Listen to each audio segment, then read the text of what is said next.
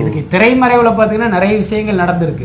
நீங்க இந்த லெட்டரை பார்க்கும்போது ஏதோ நயன்தாரா தரப்பும் விக்னேஷ் தரப்பும் ஒரு அப்பாவிகள் மாதிரியும், ஏதோ தனுஷ் வந்து ஒரு மிகப்பெரிய குற்றவாளி மாதிரியான ஒரு தோற்றம் வந்து இந்த லெட்டர்ல இருக்கு. ஆனா இதுக்கு திரைமறைவில் நடந்த விஷயங்களை கேள்விப்பட்டேன்னு வச்சுங்க, நம்ம கருத்தே மாறிடும். ஆக்சுவலி நம்ம ஏற்கனவே சொன்ன மாதிரி இந்த 400 ரவுடிதான் படத்தினுடைய தயாரிப்பாளர் தனுஷ்ங்கிறதுனால அந்த பாடலை பயன்படுத்தணும்னா அவர் வந்து பர்மிஷன் கொடுக்கணும். ஆமா, இவங்க வந்து முறைப்படி தனுஷ் கிட்ட கேட்கல.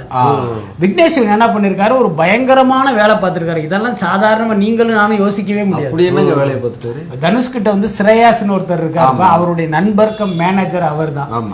அவர் வந்து பாத்தீங்கன்னா நீண்ட நாட்களாக விக்னேஷ் சிவனுக்கும் நண்பரா. சரி, இப்ப இவர் என்ன பண்ணிருக்காரு, திடீர்னு ஸ்ரேயாஸ்க்கு போனை போட்டு, மச்சா ஒரு மெயில் ஒன்று எனக்கு போட்டு விடு மச்சா, அதாவது நான் பாட்டை நான் பயன்படுத்திக்கிறதுக்கெல்லாம் ஓகே, நோ அப்ஜெக்ஷன்ங்கிற மாதிரி ஒரு மெயில் போட்டு விடு மச்சான். ஓகே மச்சான், சாப்பிட்டியா, நல்லா இருக்கியா, ஓகே மச்சான், பிறகு கூப்பிடுறேன் மச்சான் அப்படின்னு